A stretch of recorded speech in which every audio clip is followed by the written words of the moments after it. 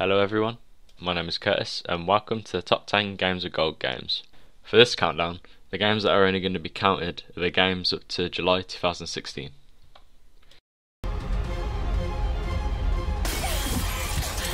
Number 10. Thief. Thief is a stealth game where, if you haven't guessed from the title, it's all about stealing stuff.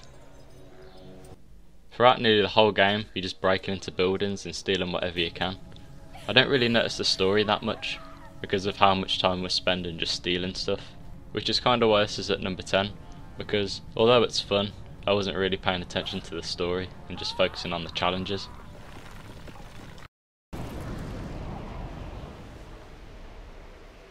At number 9, we have Saints Row 4.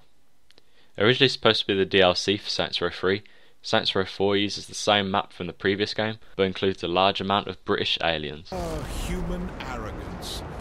Is there anything more charming? The player has more freedom in this game. The costume options and the character customization are almost endless. I could create myself, I could make a really weird non-human character, I could also create Ainsley Harriott. Yeah, boy. Oh, and did I mention you're pretty much superheroes in this game? This game is fun because you can either use your weapons or superpowers. This feels badass. Coming up at number 8, we have Dishonored. Set in Dunwall, the character you play as is Corvo, who is the former bodyguard of the Empress. He becomes an assassin after getting framed for the Empress's murder. Apart from starting in the sewers and watching people get eaten by hundreds of rats, the focus of the game is a revenge mission and to rescue the heir of the throne. It's up to you how you go about completing the tasks, and it's also possible to complete the game without killing anyone.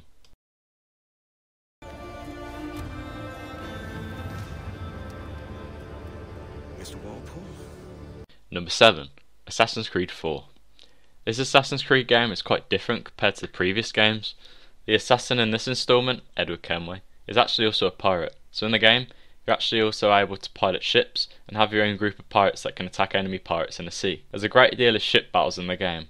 There's actually one in the opening. With the feature of sailing ships, the player is actually able to explore more in the world than the previous installments.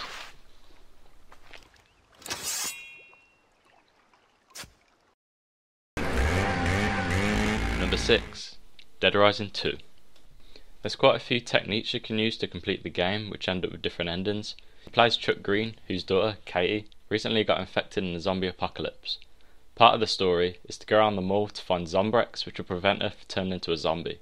Zombies can be killed in many different ways, as there are a lot of different weapons you can use and build. In Dead Rising TAR game mode, you and up to 3 other friends can play some enjoyable party games, which include Master Shafter, where the players have to fight for a spot to catch a falling zombie on a spear. Nope. Nope. Yes! Pounds of Flesh, where you have to flick as many zombies onto a weight with your head, and whoever has the most zombies wins. Number 5. Gears of War.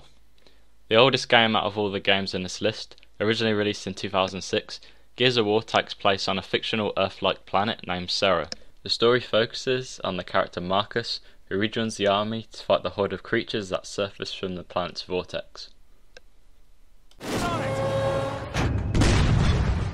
Number 4. Mafia II. Mafia II is set between the 1940s and early 1950s. The player plays as the character Vito, a war veteran who is caught up in the Mafia when he's trying to pay for his dad's debts. Vito's objective is to get money by doing jobs for people. After managing to pay off the debt, Vito actually ends up going to prison for 10 years and comes out doing dirtier work than he was doing before. I don't know. Number 3. Hitman Absolution. Personally, I think this is the best stealth game I've ever played. Everyone recognises the badass, tall, bold white guy who's always wearing a suit. That's Agent 47. I find this game fun because you get given your objective and you can choose how you go about doing it. Since I'm quite bad at stealth games, I just end up in a massive shootout and killing everyone in the level.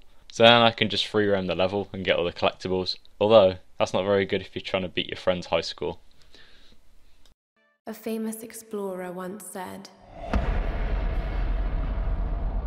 that the extraordinary is in what we do, not who we are. Number 2. Tomb Raider.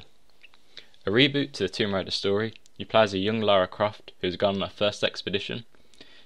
She and the other characters get shipwrecked on an island and are put in extreme danger due to the weather, aggressive wildlife, and a population of lunatics who will do anything to try and kill them.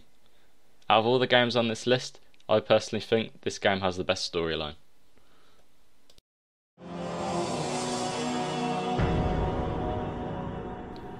Number 1. Halo Reach. Halo Reach is my favourite Halo game of all time, and it's actually in my top 10 games altogether. Out of all the games in this list, this is the game I've spent the most time playing. This game has a large amount of fun games to play, from the campaign to some fun matchmaking games like Griffball, where you smash each other with giant hammers, to Firefight, and some amazing community created games like Ninja Challenges. It's honestly hard to cover everything good about this game in under 1 minute, so if you missed this offer of Games of Gold, go to the store and just buy it now. And that was my top 10 Games of Gold games. If you enjoyed this video, please leave a like, and if you want to see more top 10s, make sure you leave a comment, and thanks for watching.